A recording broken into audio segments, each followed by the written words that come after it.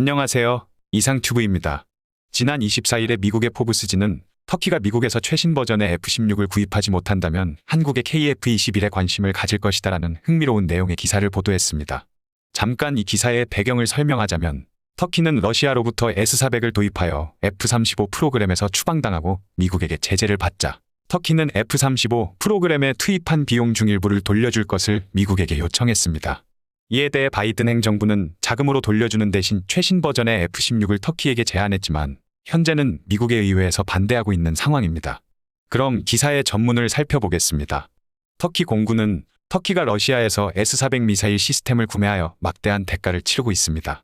터키는 S-400 도입의 결과로 F-35 스텔스 전투기를 구입할 기회를 놓쳐버렸습니다. 결과적으로 적어도 10년 동안은 자국산이든 수입산이든 유능한 5세대 전투기를 배치하지 못할 것입니다. 하지만 그게 다가 아닙니다. 터키는 터키 공군이 가지고 있는 많은 수의 F-16을 현대화하기 위해 지난해 10월에 미국에 요청한 40대의 F-16 블럭 70과 80대의 현대화 키트를 구매하지 못할 수도 있습니다. 최종적으로 터키는 앞으로 10년 안에 5세대 전투기나 4.5세대 전투기를 확보하지는 못할 것입니다. 터키는 미국이 F-16 판매를 거절할 경우 러시아에서 수호이 35 프랭커이 전투기를 도입할 것이라고 여러 번 말해왔습니다. 하지만 이러한 움직임은 S-400의 도입으로 터키에 대해 적대 세력 제재 대응법을 발동한 미국을 더욱 자극하고 나토를 더욱 적대시하는 방법이며 만약 터키가 러시아에서 전투기를 도입하게 된다면 미국에게 추가 제재를 받을 것이기 때문에 터키가 미국과 러시아에서 전투기를 도입하는 데 많은 지장이 있습니다. 터키에 유럽산 전투기를 도입하는 것도 매우 제한적입니다. 영국은 시리아 내전 참가한 터키에 대해 제재를 가하고 있기 때문에 유로파이터 타이푼을 판매하지 않을 것입니다. 프랑스도 터키의 이웃이자 라이벌인 그리스의 라팔 전투기를 판매했기 때문에 당분간은 터키에게 라팔을 판매하지 않을 것입니다. 이러한 이유로 터키가 유럽에서 도입할 수 있는 4.5세대 전투기는 스웨덴 사브사의 그리펜이가 유일할 것입니다. 터키가 S-400에 대해 미국 및 나토와의 타협을 계속 거부한다면 터키 공군은 필연적으로 그러한 결과를 겪을 것입니다. 그렇다면 터키에게 또 다른 옵션이 있을까요? 터키와 파키스탄은 군사협력을 강화하고 있는 긴밀한 동맹국입니다. 또한 터키와 파키스탄 모두 자체적으로 5세대 스텔스 전투기를 개발하고 있습니다. 터키에는 TFX 프로젝트가 있고 파키스탄에는 AGM-PAC-PFX 프로젝트가 있습니다. 그러나 터키와 파키스탄의 5세대 전투기 개발 프로젝트는 외부의 지원 없이는 개발이 거의 불가능합니다. 그럼에도 불구하고 파키스탄과의 방위협력은 터키가 노후화된 F-16을 보완하고 구형 전투기를 대체할 4.5세대 전투기를 확보하는 데 잠재적으로 도움이 될 수 있습니다. 전투기 분석가이자 전 공군 조종사인 카이저 투파일은 지난 2018년에 터키와 파키스탄에게 5세대 전투기를 바로 개발하는 대신 중간 단계의 전투기 개발을 제안했습니다. 그는 심지어 두 나라의 협력이 중국과 파키스탄이 공동 개발한 JF-17 썬더의 형태를 취할 수 있다라고 제안했습니다. JF-17은 중국과 파키스탄이 공동 개발한 전투기입니다. 올해에는 50대의 새로운 JF-17 블럭 3 전투기 중 첫 번째 전투기가 파키스탄 공군에서 취역할 예정입니다. 블럭 3는 기본 기능이 부족하다라고 평가를 받았던 이전의 블록 1과 블록 2에 비해 크게 개선되었습니다. 이 버전에는 거의 모든 4.5세대 전투기에 탑재되어 있는 에이사 레이더가 포함되어 있습니다. 투파일 연구원이 제안한 것처럼 터키와 파키스탄이 JF-17을 더 연구한다면 터키는 10년 안에 유능하고 강력한 4.5세대 전투기를 얻을 수 있습니다. 터키는 또한 중국 청두공업사의 J-10C 파이어버스를 도입하기 위해 중국으로 눈을 돌릴 수 있습니다. 파키스탄은 최근 인도가 도입한 나팔 F-3R 전투기에 대응하기 위해 중국의 J-10C를 주문했습니다. 전문가들은 나팔보다 J-10C가 훨씬 더 발전되고 유능한 4.5세대 전투기일 가능성이 높다라고 보고 있습니다. 최근 터키의 이웃이자 라이벌인 그리스도 최근에 라팔을 도입하기 시작했는데 이는 터키에게 큰 불만이 되었습니다. 터키는 최근 나팔 전투기를 가지고 있는 카타르와 터키 내 공군 기지 사용에 대한 계약을 체결했습니다. 터키는 카타르 공군의 라팔 전투기를 자신의 공군 기지로 가져와 라팔을 검사하고 훈련하여 그리스의 라팔 전투기에 대응한다는 방침입니다.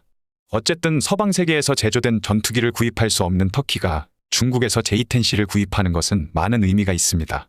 런던에 있는 RUSI의 군사과학팀의 공군 및 기술연구 연구원인 저스틴 브롱크는 작년에 터키 언론인 아흐발뉴스와의 인터뷰에서 이렇게 말했습니다.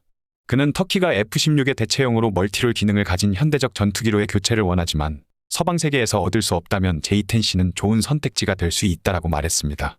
그는 또한 중국이 러시아보다 전투기 판매에 훨씬 더 경쟁력이 있다고 말했습니다. 이어 만약 중국이 터키에게 J-10C를 제안한다면 러시아가 화를 낼 것입니다라고 말했습니다.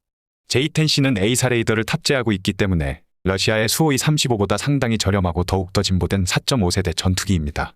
수호이 35는 여전히 수동식 위상 배열 레이더에 의존하고 있지만 J-10C는 중국의 PL-15 장거리 공대공 미사일도 탑재할 수 있습니다. 더욱이 수호이 35를 도입하는 것은 더 많은 비용이 들 뿐만 아니라 의심할 여지 없이 더 심각한 미국의 제재를 받게 될 것입니다. 그렇지만 미국과 나토는 확실히 터키가 중국 전투기를 배치하는 것을 좋아하지 않을 것입니다. 미국에게 제재를 받기 전인 2010년대 초에 터키는 중국에서 FD-2000 대공방어 미사일 시스템을 요구했습니다. 미국과 유럽의 방산업체들은 당시 터키가 중국에서 미사일을 구매한다면 특정 분야에서 터키와 파트너십을 지속할 수 없을 것이라고 경고했습니다. 그래도 터키가 최신 버전의 F-16을 도입할 수 없다면 중국의 J-10C는 최악의 대안은 아닐 것입니다. 터키가 중국에서 전투기를 도입할 수 없다면 다음 선택지는 한국입니다. 한국은 KF-21이라는 새로운 전투기를 개발하고 있습니다. KF-21은 아직 프로토타입이지만 최첨단 4.5세대 전투기가 될 가능성이 높습니다. 터키는 10년 전에 KF-21 프로젝트가 시작했을 당시 이 프로젝트에 많은 관심을 표명했으며 또한 이미 한국과 광범위한 방위협력 관계를 맺고 있습니다. 터키는 한국에서 라이센스를 얻어 K9 자주포를 기반으로 한 T-155 피르티나 자주포를 개발했습니다. 또한 터키가 개발 중인 알타이 주력 전차 역시 한국의 K2 전차의 설계를 기반으로 하고 있습니다. 즉 터키와 한국의 방위협력 관계는 전혀 새로운 것이 아닙니다. 또한 미국과 나토는 터키가 한국과 방위협력 관계를 확대하는 데 거의 반대하지 않을 것입니다. 그리고 한국은 의심할 여지 없이 KF-21을 도입하려는 나라들을 환영할 것이며 2028년에 대당 6,500만 달러의 수출을 시작할 계획입니다. 한국이 2020년대 중반에 KF-21을 출시하여 경쟁력 있는 가격으로 수출할 수 있고 KF-21이 현재의 라팔과 타이푼의 가격보다 저렴하다면 터키는 한국의 고객이 되어 노후화된 F-16을 교체할 수도 있습니다. KF-21은 F-35와 F-22와는 달리 초기 버전은 무기를 내부 베이가 아닌 외부의 하드포인트에 장착하여 5세대 전투기보다 레이더에 더 쉽게 탐지될 수 있습니다. 블럭1 버전은 공대공 전투 전용으로 제작될 것이며 블럭2 버전은 지상 공격 능력도 갖출 것입니다. 아마도 2030년대에는 내부 무기 베이 및 기타 개선 사항이 추가된 블록3 버전이 개발되어 KF-21은 진정한 5세대 전투기가 될 것입니다. 중국과 러시아의 전투기와는 달리 KF-21은 AIM-120 암람과 AIM-9X 사이드와인더 및 MBDA 미티어와 같은 미국 및 유럽 미사일과도 호환됩니다. 군사 분석가인 아브라함 에이트는 다가오는 한국 전투기에 대해 큰 희망을 가지고 있습니다. 그는 미국과 중국을 제외하고 가장 성공적인 5세대 전투기 프로그램이 될 것이라고 예측하기까지 했습니다. 러시아의 수호이 57 프로그램은 여러 가지 문제로 소량만을 생산하고 있으며 터키의 지나치게 야심찬 5세대 전투기 개발 프로그램인 TFX는 외국 기술에 크게 의존하고 있고 터키 내 기술 기반이 취약하다라는 점도 약점입니다.